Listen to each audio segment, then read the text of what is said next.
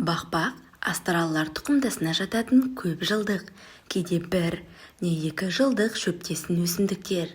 Қазақстанда 59 түрі бар, оның 23-і сирек кездесетін эндемик өсімдіктер болып саналады. Ең көп тарағандары дәрілік бақбағы. Бақбақ көктемнің тұңғыш гүлі, ол еліміздің барлық өңірінде өседі. Оны ел ішінде сарғалдақ деп те атайды.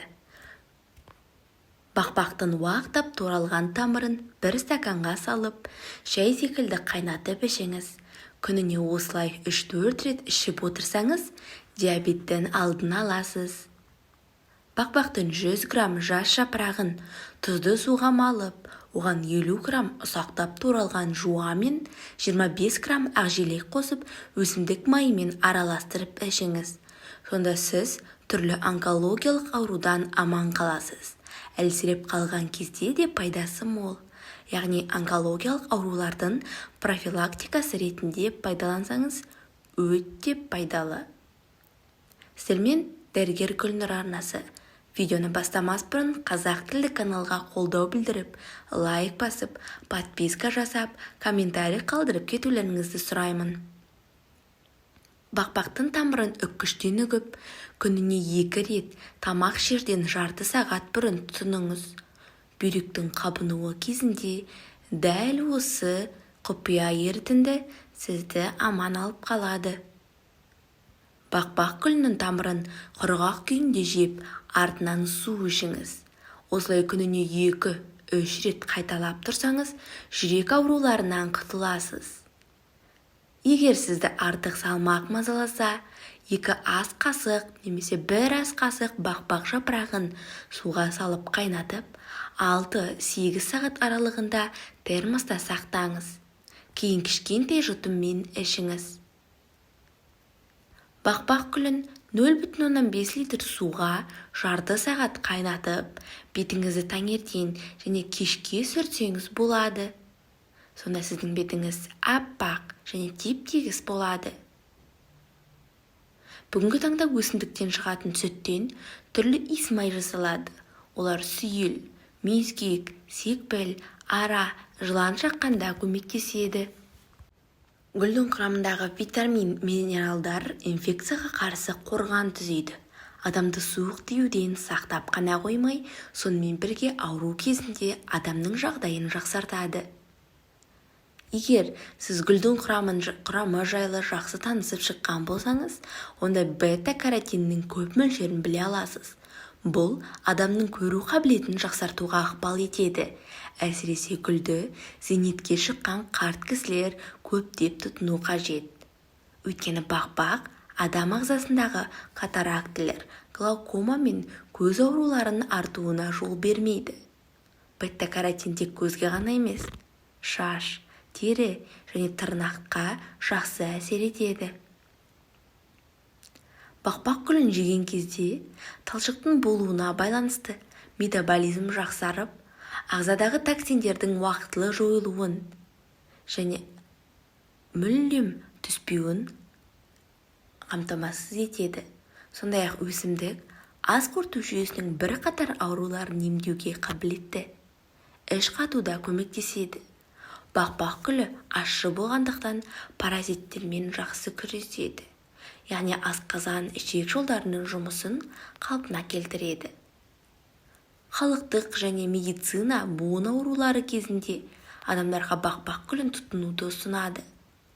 Гүлдің хондропротектор ретінде ағзаға әсер ететіні белгілі. Бұл дегеніміз шеміршектің қалпына келуін реттейді.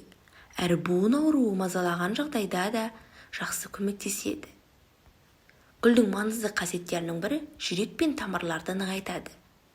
Қан тамырларының құрамындағы артық холестерин мен токсиндерді тазартып, тромбоздың, атеросклероздың және жедел жүрек жеткіліксіздігінің дамуын болдырмайды. Бақбақ гүлдері гипертониялық науқастар үшін де ұсынылады. Өйткені олар қысымды төмендетуге көмектеседі. Гүл құрамында ағзаны қуаттандыратын тониктер бар, бірақ жүйке жүйесін қоздырмайды, керісінше жүйке жүйені тыныштандырады. Сонымен қатар, бұл ұйқыны қалпына келтіруге көмектеседі. әсіресе ұйқысыздық мазасыз ойлар туындағанда пайдалансаңыз болады. Бақбақ гүлдері ми белсенділігін ынталандырады, концентрацияны жақсартады және ұзақ уақыт қолданумен жадымызды күшейтеді. Бақбақ гүлін жерден жұлып алып жей алмайтынымыз анық. Сондықтан гүлмен салат пен тамақ жасауға болады. Бақбақ гүлі қосылған салатты қалай жасаймыз? Гүлді жапырақтан айырып, жақсылап жуыңыз. Кепкен соң оған аздаған салат жапырағын қосып, зәйтүн майы немесе лимон шырынымен араластырып жеуге болады. Бақбақ гүлінің жапырағының шырыны калийге бай, тиімді несеп айдағыш. Бүйрек пен өттен тастарды кетіру процесін жылдамдатады. Оны ісіну және гипертония кезінде денедегі артық сұйықтықты шығару үшін қолданады. Құрамындағы биологиялық белсенді заттардың арқасында қабынуға, құздамаға қарсы және антиоксиданттық қасиеттерге ие. Гүл шоғыры мен жапырағында тараксантин, флавоксантин сияқты каротиноидтар бар. Пайдалы заттардың бай құрамына байланысты тек фармакологияда ғана емес, сонымен қатар аспаздықта да пайдаланады. Шөп инсулин өндірісін күшейтіп, көмірсу мен липидтің зат алмасуын реттейді. Сондықтан дәрігерлер оны қант диабеті, қалқанша безінің аурулары және арықтау үшін ұсынады. Терлететін және қызу түсіретін әсері де бар. Оны температура көтерілген кезде ішуге болады. Сондай-ақ ЖРВИ, тұмау және бронхит ауруларынан көмектеседі. Гүлдің емдік қасиеттері ежелгі Қытай және Тибет медицинасында сипатталған. Олар өсімдікті өмір эликсирі деп атаған. Қытайлықтар оны аппендицит, фурункул, кариес, дерматит, безгек, бауыр ауруы және шірінше сияқты дерттерден емделу үшін қолданған. Бақбақ кез келген жерде өскенімен және арамшөп болып саналғанымен, ол А, Б, С және К дәрумендерін қамтитын дәрілік өсімдік болып табылады. Бақбақтан жасалған емдік балмен буын ауруларын, остеохондрозды емдеуге, өт пен бүйректегі тастардан құтылуға, зат алмасуды жақсартуға, ағзаның фильтрлері бауыр мен бүйректі қалпына келтіруге болады. Жақсы нәтижеге жету үшін 2 жыл көлемінде қабылдау керек. Алайда, кейбір кісілерде 1 жылдың ішінде-ақ оң өзгерістері пайда болған. Дайындау үшін бақбақты алғашқы жаппай гүлдеген кезінде жинау қажет.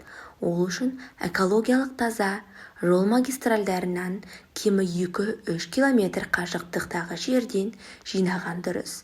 Бір адамға 1 жылға бақбақтың келесі маусымына дейін 3 литр бал жеткілікті. Мұндай балды дайындаудың бірнеше рецепті бар. Соның біреуімен бөлсе, 1 литр бал үшін 350 дана бақбақ теріп, салқын сумен жуып, үстіне 1 литр салқын су құйып қояды. Ыдысты отқа қойып қайнатып, қақпағын жауып, баяу отта 1 сағат ұстайсыз. Содан соң сүзіп, қайнатпаға 1 килограмм қант қосып қайнатасыз. Қайтадан баяу отта 1 сағаттай қалдырасыз. Уақыт аяқталуына 15 минут қалғанда 1 лимон сығып, шырынын құясыз. Осымен бүгінгі видеомыз аяқталды. Сіздермен болған дәрігер Гүлнұр. Қазақша каналға қолдау білдіріп, лайк басып, подписка жасап, комментарий қалдырып кетулеріңізді сұраймын. Сау болыңыздар.